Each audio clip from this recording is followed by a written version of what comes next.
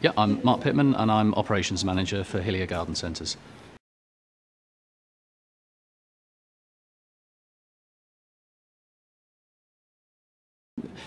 Initially, we assessed what we wanted to get out of Twitter, which was really to get tweeting at a local level, to enable each store to have their own local Twitter account that they could communicate direct with their own customers. And I think that's really the key. Corporate tweeting for us didn't work. The messages weren't getting out there, they weren't getting retweeted, we weren't getting any interaction, and we felt that perhaps with even a smaller number of followers in a local store, whether it's a big store like this one that we're in today or a very small local store, even 100 followers maybe, you could get a lot more interaction and obviously give us some business. So we decided to run a pilot in 3 stores of various sizes and geographically quite far apart so that we could actually assess whether it worked. And we ran the pilot for a couple of months. We picked sort of 1 or 2 members of staff per store, trained them in how to use Twitter and the sort of techniques that they needed to use, and a conversation plan, as we called it. We gave them things to talk about, whether it's linking in with our marketing that we do centrally, or just to talk about stuff that's happening in store, but to go out and try and find local followers, local groups, and not even necessarily horticultural, or things to do with gardening, but local organisations. Could be a mums and toddlers group, or anything like that. Just something that could get them a sort of step into a local community that they could start engaging with.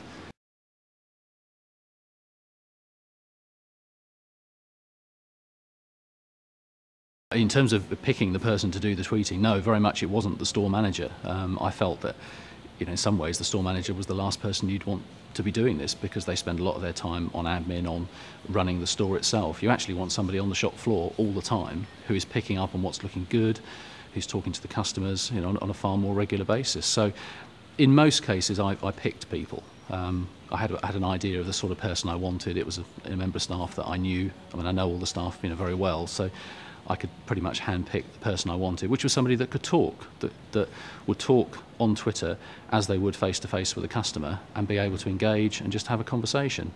And we had some volunteers, we had some people who really wanted to do it, we had some very nervous people that had never used Twitter, never really been near a laptop actually, but kind of wanted to get involved. And I think that was the right way forward. It's really proved that in some cases we've got people that have really sort of come on. So for their own personal sort of development, it's been fantastic. They're trained in a new technology and a new way of talking to customers.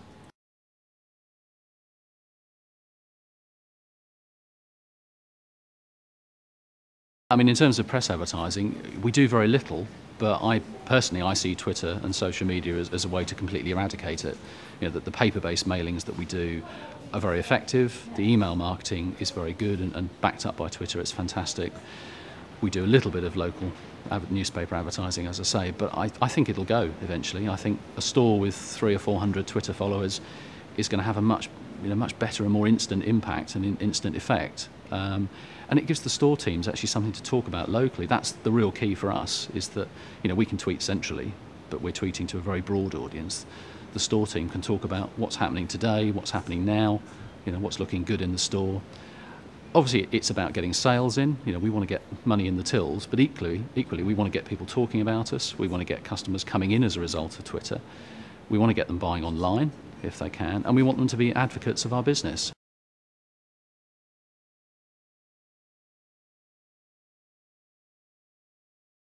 We are refurbishing certain stores, and our store over at Eastbourne went through a complete rebuild, and we worked with a local PR agency who had their own Twitter account, and this was around the time that the pilot started, so we used that with our own account to build up local awareness with all the sort of relaunch activities, and that got us a lot of sort of local interest and a good bit of business coming in, a lot of people coming in the early stages, and still does now.